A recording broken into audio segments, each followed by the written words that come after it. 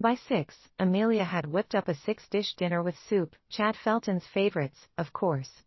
By 7, she'd prepped his bath, complete with rose petals and candles.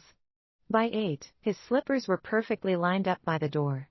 At 9, Chad finally strolled in. Amelia stepped up, taking his suit jacket. "Eat first or bathe?"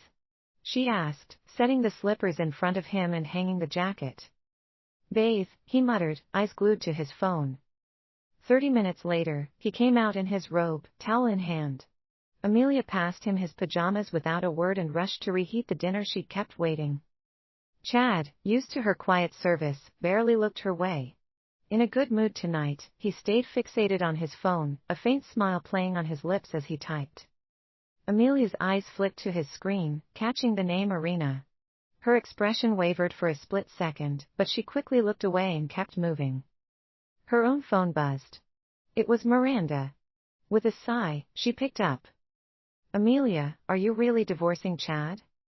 She stared out the window, where a single night blooming flower glowed softly under the lamplight. After a pause, she answered, "You've always known why I stayed. That contract's done now. Irina's back, divorced, and Chad. He doesn't need me anymore." Miranda let out a heavy sigh, her voice laced with regret. "You've been through so much these past years. I hoped your dedication would win his heart, but never mind. With Irina back, I guess I don't have to worry about him anymore. 5 years ago, you gave up studying abroad for Chad. If you're still interested, I can help set it up again." Amelia's gaze stayed on the flower as it fully bloomed, her thoughts quiet. 5 years of her life, gone. It was time to move on. "Thanks," she said.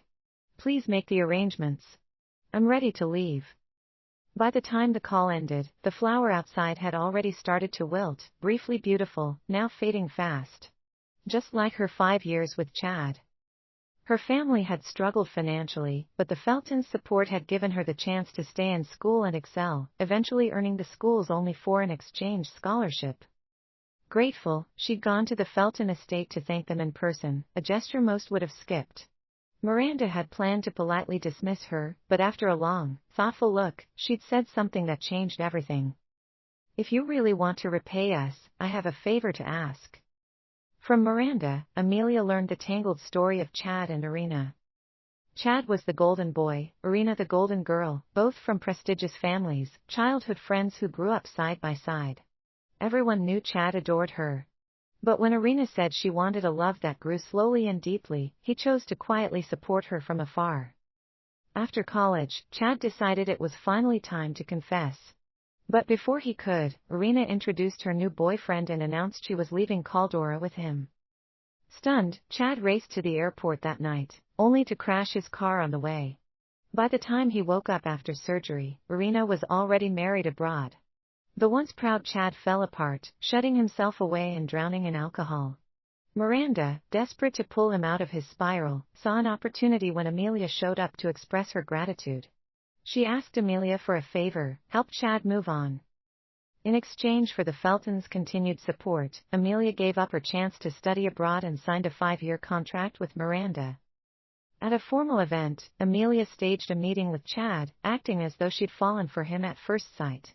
She pursued him openly, earning a reputation as the woman hopelessly in love with Chad. Over time, Chad grew used to having her around, but his heart stayed cold. One night, during a yacht party with his closest friends, they made a bet: whoever's date could retrieve a ring tossed into the sea would win rights to a prized piece of land in Averville. Chad, exhausted after days of failed negotiations, saw his chance. While the others balked at the stormy waves, Amelia didn't hesitate, she dove straight in. For the first time, Chad lost his cool. When they pulled Amelia from the water, he wrapped her in his arms, his voice shaking. "Amelia, let's get married. I'll try to love you." Only later did she find out his sudden proposal wasn't about her, it was triggered by a social media post. Irina had shared a picture of herself and her husband under the northern lights that same night. Still, Amelia stuck to her role, determined to see the contract through. She cooked his favorite meals, ran the house like clockwork, and even spent 6 months planning a trip to a mountaintop where they could watch shooting stars, fulfilling his unfulfilled childhood birthday wish. He never showed up. Chad had been with Irina that night. By then, Irina's marriage was falling apart, and Chad began flying out weekly to deliver secret gifts to cheer her up, never once telling her they were from him. When Irina moved back to Caldora, Chad couldn't stay away. Racing to see her, he drove recklessly and crashed his car. Amelia stayed by his side through 3 sleepless days, only to hear him call Irina's name over and over, 999 times in his unconscious state. That was the moment she knew she'd never be able to replace Irina in his heart. Now, with the contract ending and Irina divorced and back in Caldora, Chad had everything he wanted. It was time for Amelia to walk away. From here, they could both start over. Who were you talking to? Chad's voice cut through the quiet. Still standing in the kitchen, Amelia snapped back to reality. No one, she said evenly. That night, with Chad's soft breathing beside her, Amelia lay awake, staring at the ceiling. Sleep felt impossibly far away. The next morning, Chad frowned at the breakfast spread. You know I don't eat this kind of stuff in the morning. Why'd you make it? Amelia kept her eyes on her plate, cutting into a piece of steak. It's all we've got left in the fridge. That was a lie. The fridge was full. She'd made this on purpose, prepping herself for the kind of food she'd be eating after she left. Chad didn't push it. Instead, he set his phone on the table, glancing at it every few seconds like he was waiting for something, or someone. When it buzzed, he grabbed it, his face lighting up with a rare smile. She didn't need to guess who it was. Amelia watched him quietly for a moment, then pulled out the divorce papers. She'd been waiting for this day since she signed the contract. Freedom was so close, she could taste it. Chad, let's get a divorce, she said, her voice steady, like she was asking about the weather. He muttered, not looking up, his thumbs flying over his phone. Yeah, she'd expected that. 5 years of this, his indifference had been a constant. And now, with Irina back? She didn't even rate as a distraction. She slid the papers across the table, along with a pen, tapping the signature line. Sign here. He grabbed the pen and scribbled his name, still glued to his phone. Amelia tucked the papers away. I'll be out after the 1-month cooling-off period. He stood, already moving toward the door like she wasn't even there. That was it. She couldn't hold back anymore. Chad, do you even know what I just said? He stopped, turning with a blank look. Something about donating supplies to the orphanage? That's what I just signed, right? You mentioned it last week. Amelia let out a bitter laugh. The donation contract? That was last month. Of course, he hadn't listened. He never did. But it didn't matter. Not anymore. She was done. Go ahead, Chad. Be with Irina. Forcing a small, practiced smile, she said, it's nothing. That afternoon, Amelia followed the truck carrying the donated supplies to the orphanage. After helping unload everything, she went to the office of Miss Doherty, the head of the orphanage. I'm leaving to study abroad, she said. Miss Doherty's face lit up. Amelia had always been one of the brightest art students, and giving up her scholarship all those years ago had been a regret Miss Doherty never let go of. That's amazing, Amelia. Miss Doherty squeezed her hand, beaming, but her smile faded. But won't this mean you and Chad will be apart? Long-distance relationships are so tough. Amelia glanced out the window at the kids playing outside, her expression steady. It's not long distance. Chad and I are divorced.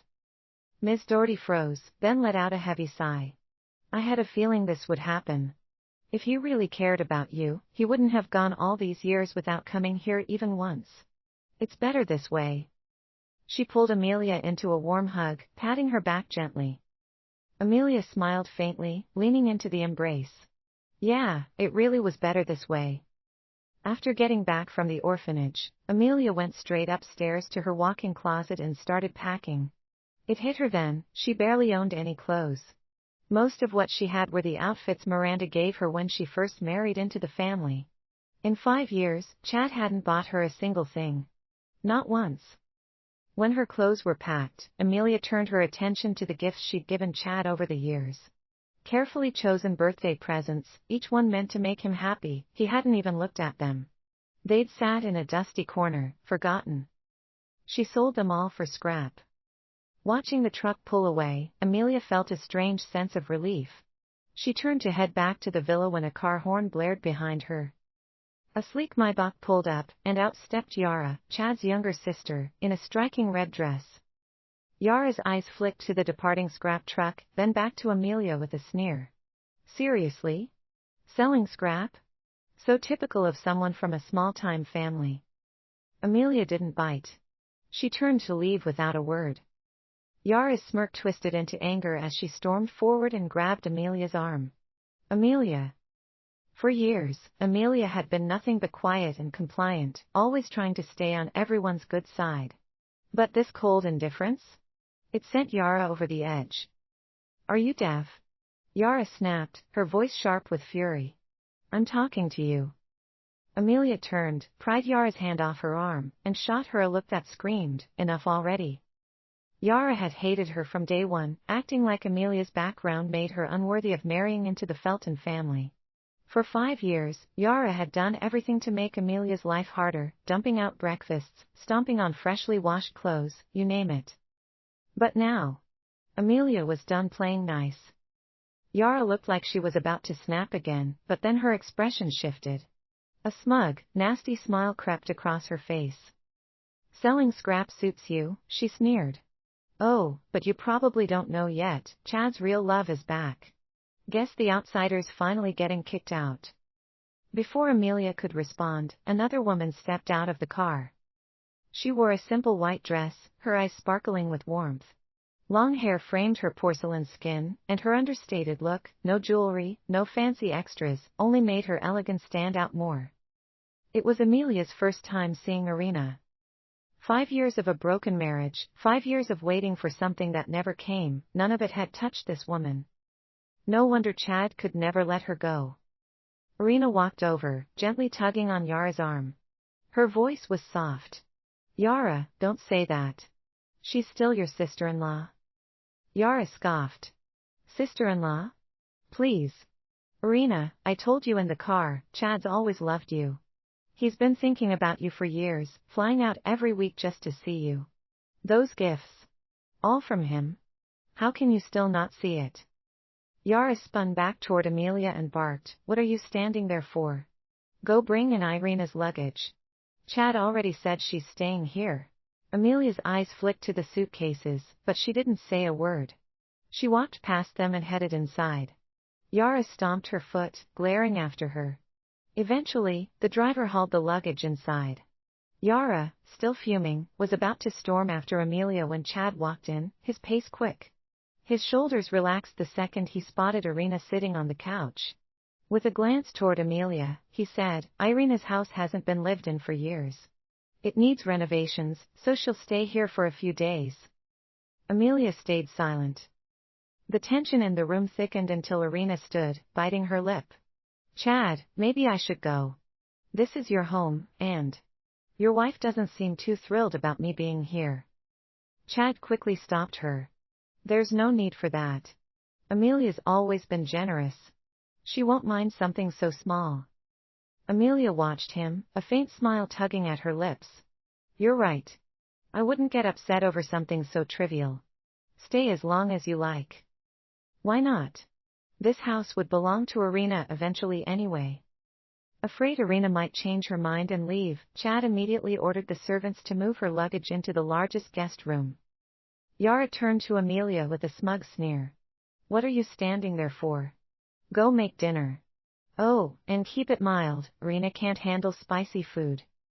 In this house, even with servants around, it was always Amelia doing the cooking. Chad was impossibly picky, his standards so high that even Michelin-starred chefs failed to impress him. Somehow, he tolerated Amelia's cooking, though he barely ate more than a few bites. Yara would sometimes join but mostly just complained about the food. This time, Amelia didn't move. She shook her head lightly and said something that froze everyone in place. I can't. Chad turned to her, frowning. In all the years he'd known her, she had never refused a single thing his family asked. Not once. Before he could say anything, Irina's eyes filled with tears. She bit her lip and looked down, her voice trembling. This is my fault. I shouldn't have come here. I'm just an outsider, it's not fair to make Amelia cook for me. She turned as if to head upstairs, but Chad grabbed her arm. This isn't about you, he said, his tone firm. He turned back to Amelia, his voice colder now. You said you weren't upset. So, what's this? Amelia raised her hand, her fingers wrapped in bandages. Her voice stayed calm. I'm hurt. I can't touch water for a while. In reality, her hands were fine. But the contract was over, and she had no intention of wasting her energy on Chad or his family anymore. The bandages were an easy way out.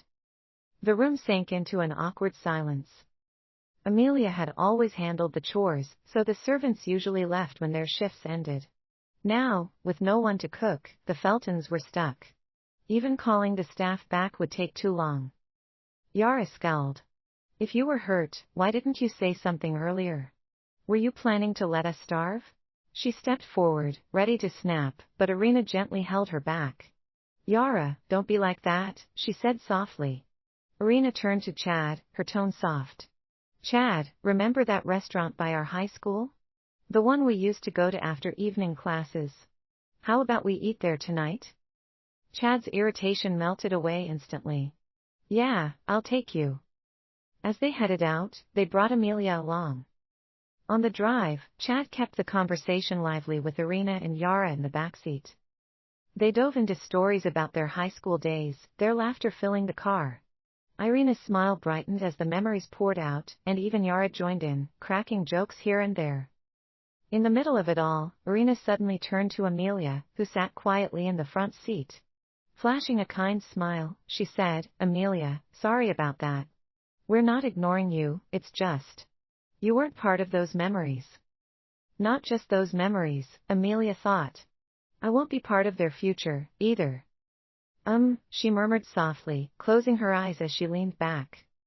Chad glanced at Amelia, a flicker of unease crossing his face. Something about her felt different.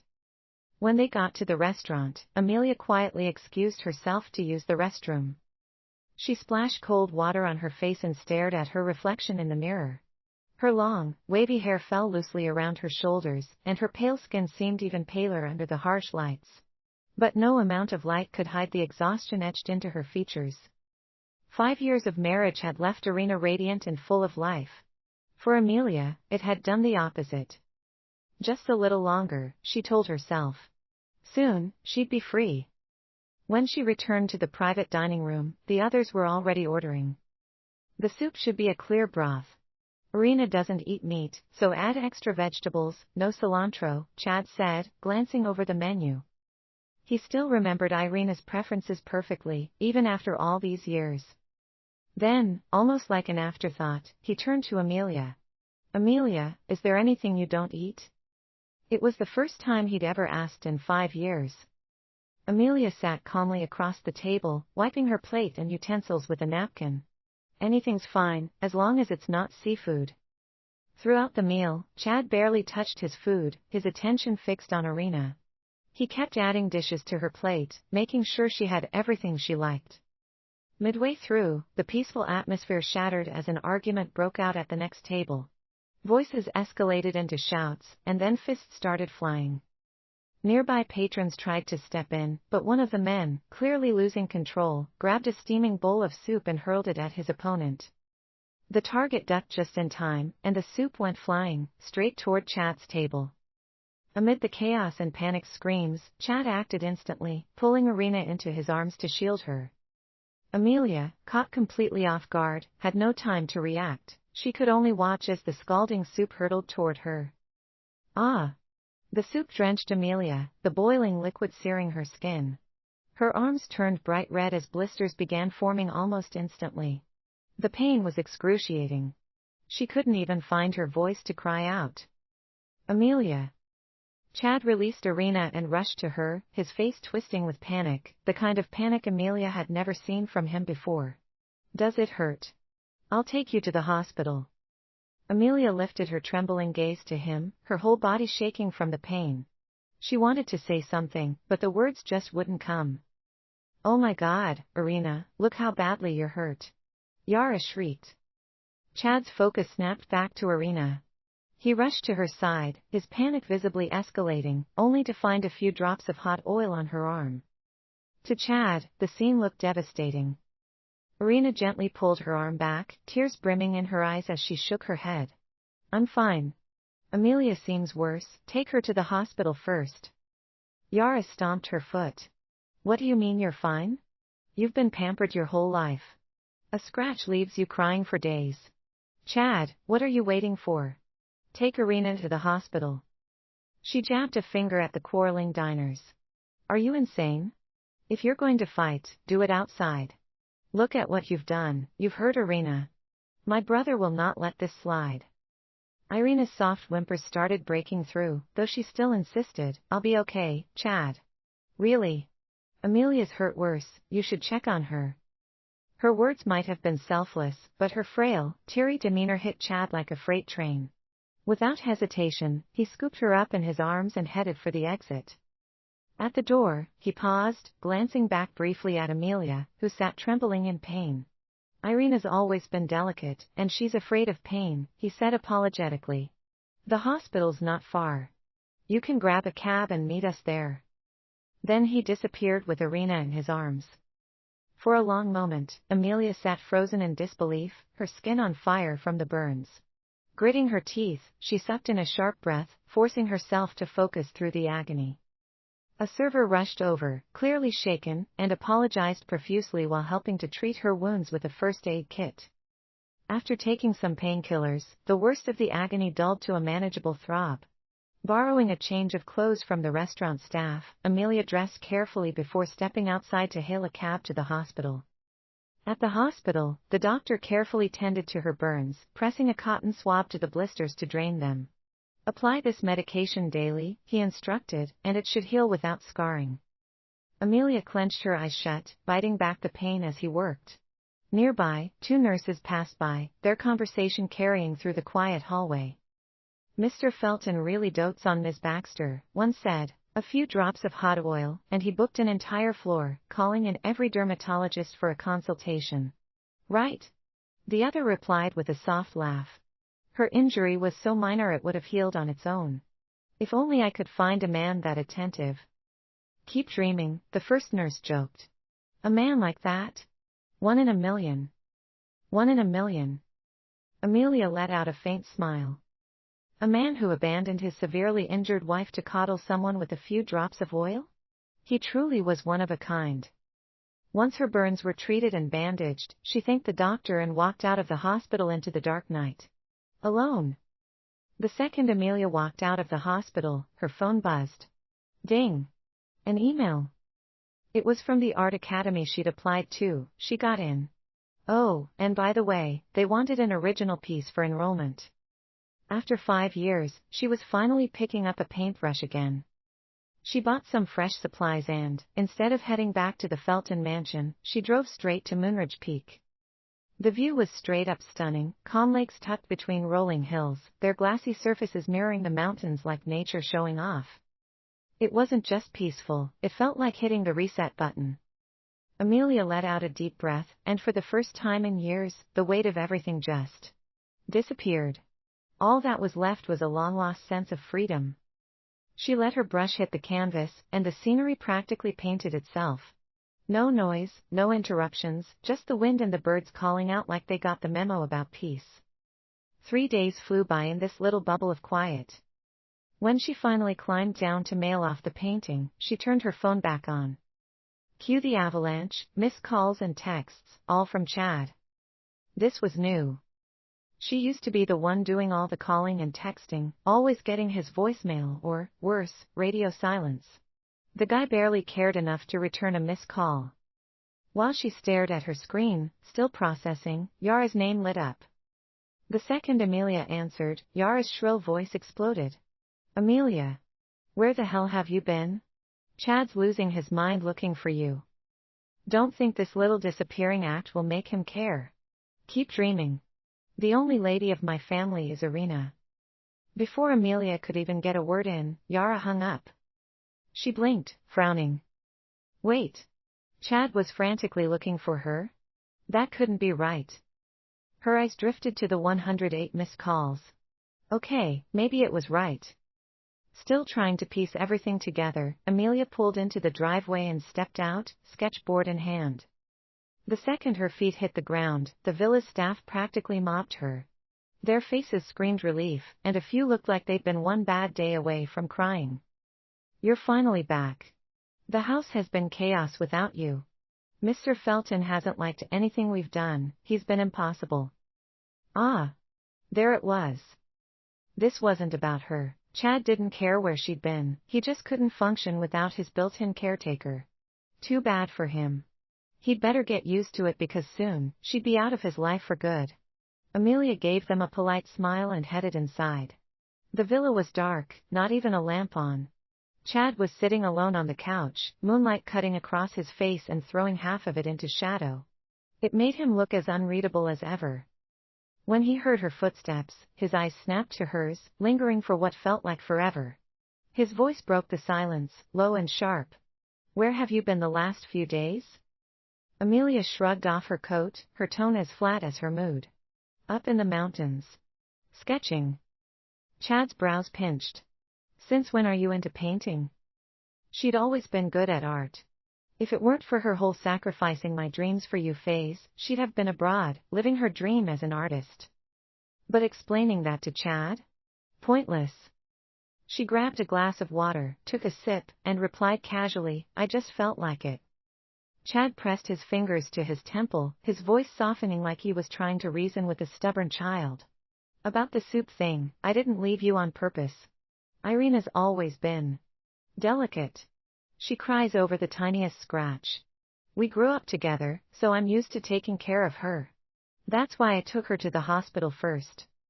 Besides, you didn't say anything at the time, so why make a fuss and leave? Irina's moved out now that her place is ready. Don't blow this out of proportion over something so minor. His tone carried just enough blame to make it clear, he thought this was her fault. Not just for leaving, but for somehow making Irina move out early, too. But Amelia didn't care anymore. She just nodded, set her glass down, and headed for the stairs. Amelia. Chad called after her. She stopped and turned, watching as he stood from the couch. I'm hungry. Make me some pasta. Without a word, Amelia raised her bandaged hand. Did you forget? My hand's injured too. Chad froze, clearly not expecting that. Not that she stuck around to see his reaction.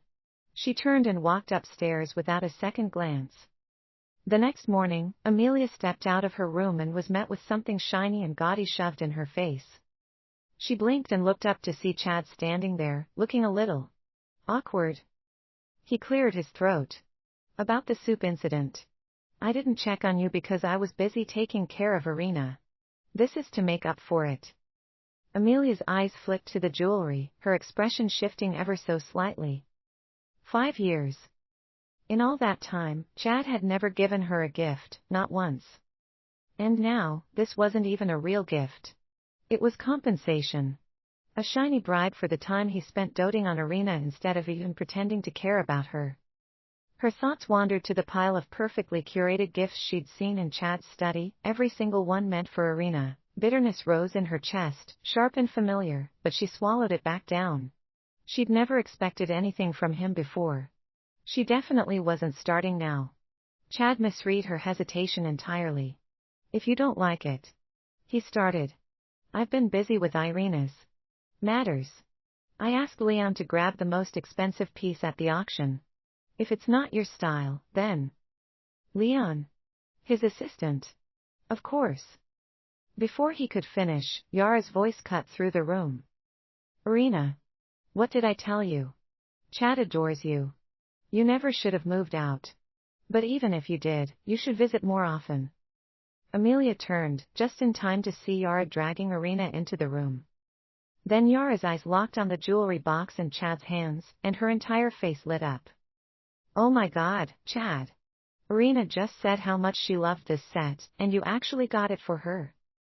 She turned to Irina, practically vibrating with envy. Irina flushed, her cheeks turning the color of rose quartz as she ducked her head in shy embarrassment. Chad froze. For a split second, something like hesitation flickered in his eyes. Without missing a beat, Amelia took the jewelry box from Chad and handed it to Irina. Since it's for you, then take it, she said, her voice calm. The decision Chad couldn't make? She'd made it for him. For the first time, Chad didn't look at Irina. His gaze stayed on Amelia instead. There was something about the way she carried herself now, graceful, unbothered. It threw him off. She wasn't the same Amelia anymore, but he couldn't quite figure out how. A week later, the cooling-off period for the divorce was finally over. Amelia could officially leave. She started packing.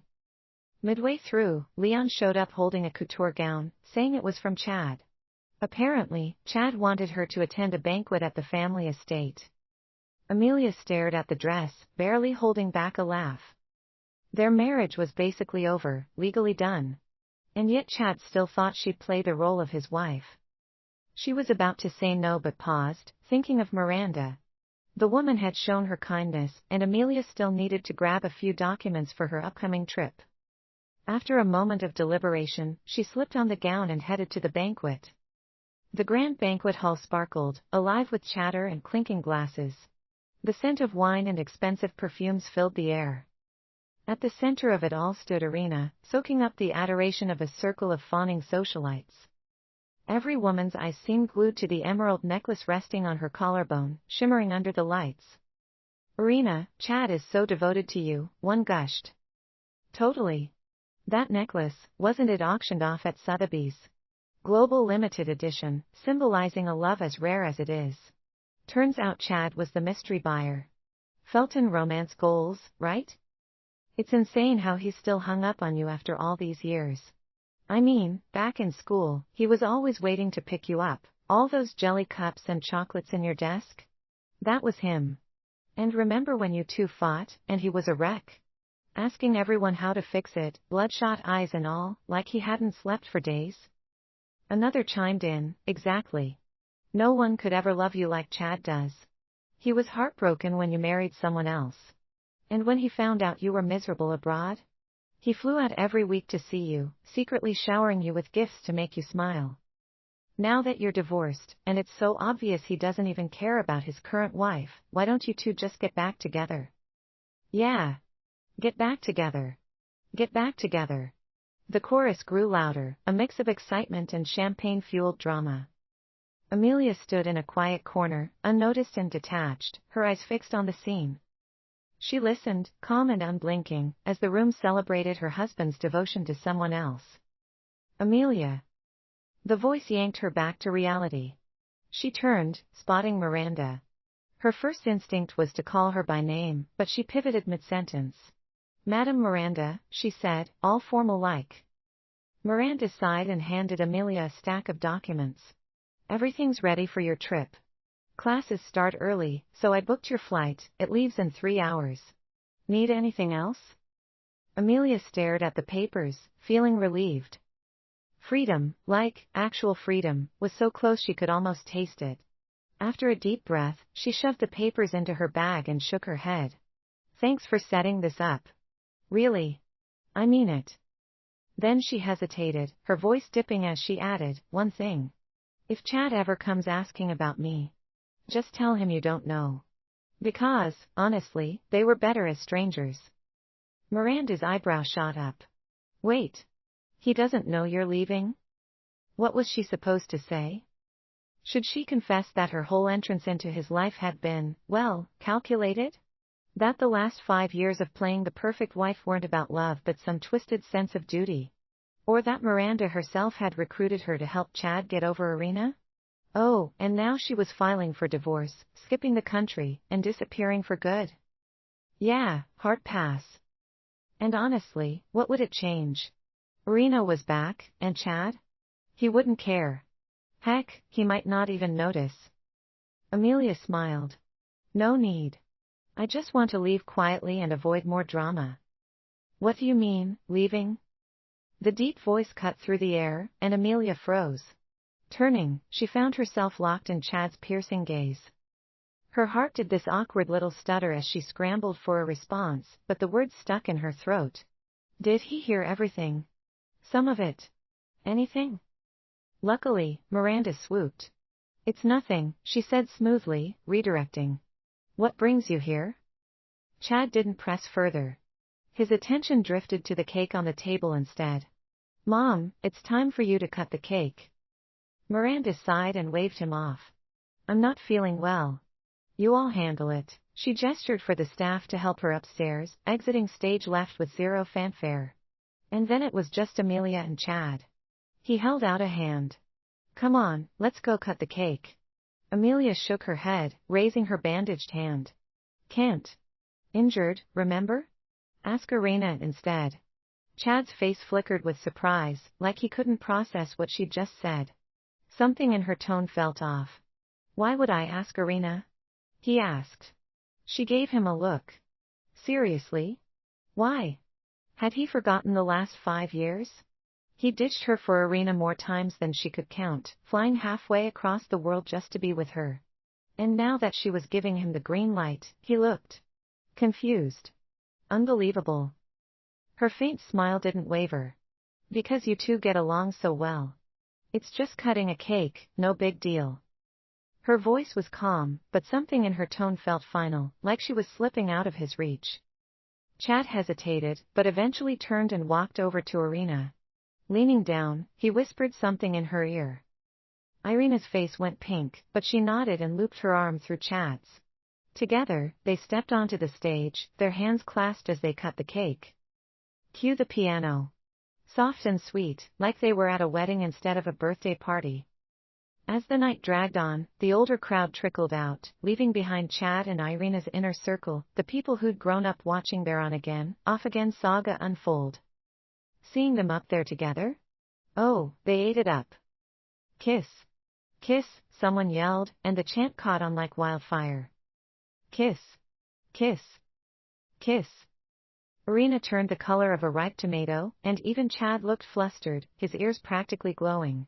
But while he didn't kiss her, he also didn't shut it down. Amelia.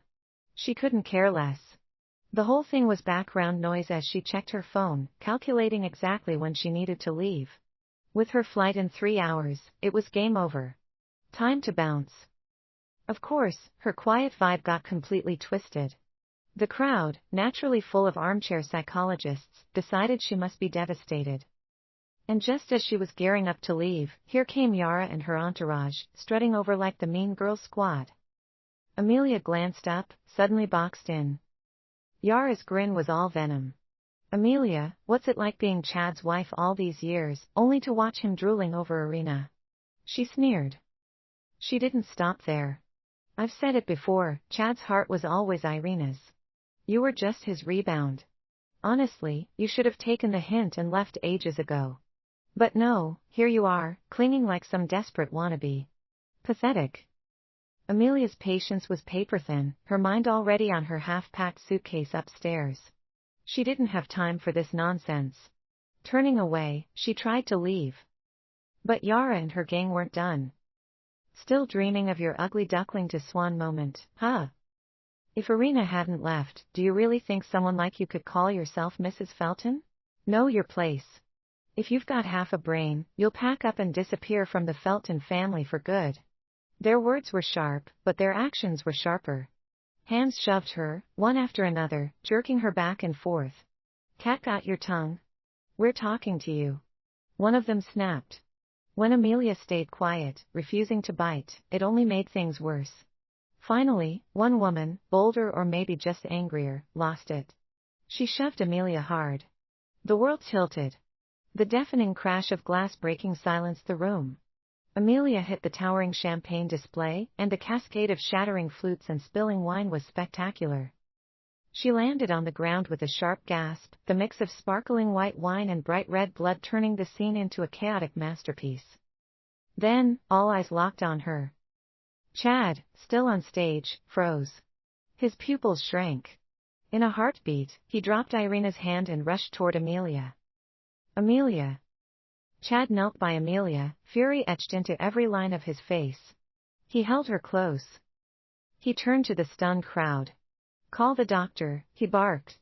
Then his eyes swept the room. Who did this? Silence. No one dared to move.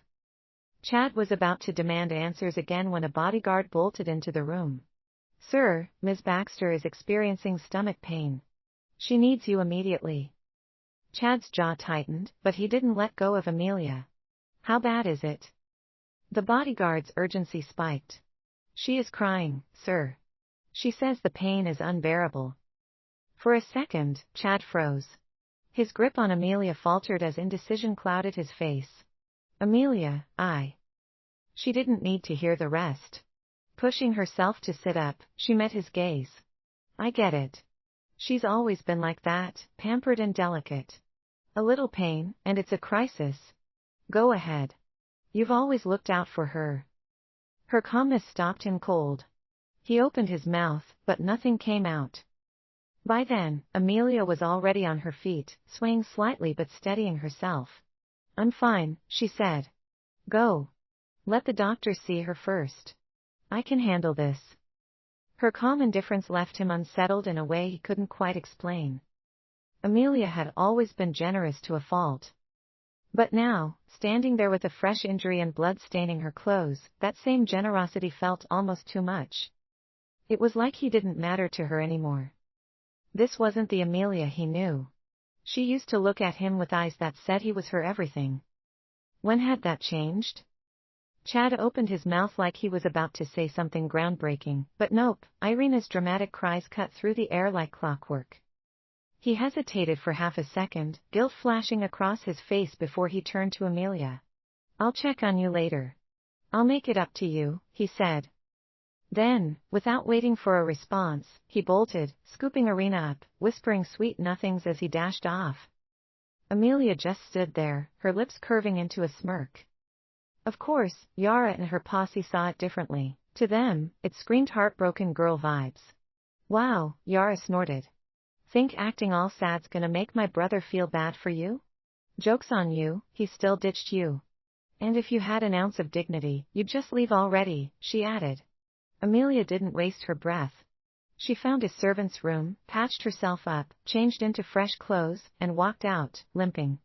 Back at the villa, Amelia headed upstairs without a word, finished packing, and hauled her suitcase downstairs. She placed the signed divorce papers, yep, both signatures, right on the table. When she opened the door to leave, she nearly ran smack into Yara, who was waltzing in. Why are you running around? Yara huffed. Chad told me to bring you medicine. Can you believe it? Leaving Irina to worry about you and making me hunt you down all over the place. I don't need it. Save it for Irina, Amelia said coolly, brushing Yara's hand aside and heading for the door. That's when Yara's eyes locked on the suitcase. Her face twisted, and she grabbed Amelia's arm. What are you doing? Amelia raised an eyebrow. Carrying a suitcase. What does it look like I'm doing? I'm leaving. Your brother loves Irina, and you've been dying for her to be your sister-in-law. Congrats, I'm making it easy. I divorced him. I'm done. Yara's eyes went wide. She stood there, completely frozen. Everyone knew Amelia had been head over heels for Chad, so how was she walking away like it was no big deal? When it finally clicked, Yara's voice shook. Amelia, cut the act. You love Chad too much to quit like this. You practically forced your way into this marriage. This is some kind of mind game, right? Trying to make him chase you? Well, newsflash, it's not gonna work. Amelia didn't even flinch. If you don't believe me, check the divorce papers on the table. Or her voice dripped sarcasm, is this little hand grab because you'll miss me?